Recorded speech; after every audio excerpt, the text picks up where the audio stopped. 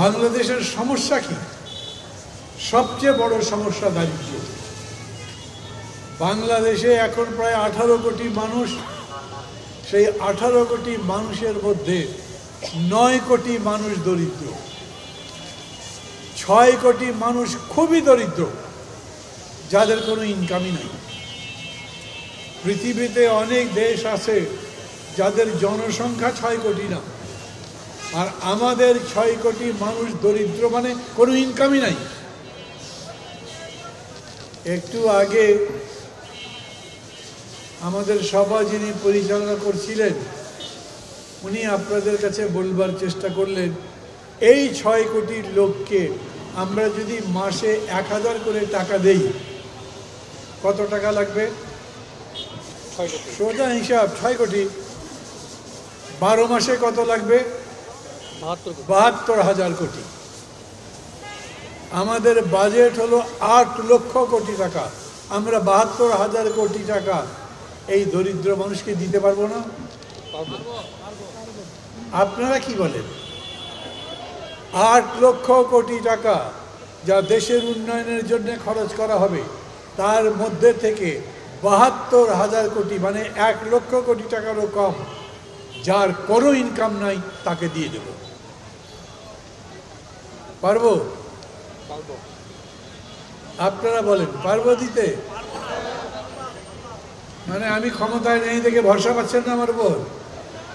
আমি বলছি যদি ক্ষমতায় যাই তাহলে দিয়ে দেব। কাজটা ভালো হবে কি খারাপ হবে?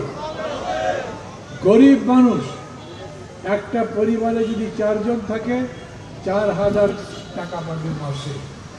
গ্রামে যে বাস করে তার 4,000 টাকা খরচও হবে না। সে হয়তো 2-2,500 টাকার মধ্যে দিয়ে তার সংসারে খরচ চালাবে, আর 1,500 টাকা ওর মাথায় যদি বুদ্ধি থাকে প্রত্যেক মাসে জমাতে জমাতে হয়তো 3 মাস পরে 2টা মুরগি কিনবে, নাহলে 4 মাস 5 মাস পরে একটা ছাগল কিনবে, নইলে একটা রিক্সা ভ্যান করবে, আরও কিছুদিন অপেক্ষা করবার পর না হলে একটা সিএনজি কিনবে। বড় লোকদের যদি টাকা দেন ওই টাকা সে বিদেশে পাচার করে। আমাদের দেশ থেকে প্রত্যেক বছর 1 লক্ষ কোটি টাকার মতো বিদেশে পাচার হয়, কিন্তু গরিব মানুষকে যদি টাকা দেন ওই টাকা পাচার হয় না।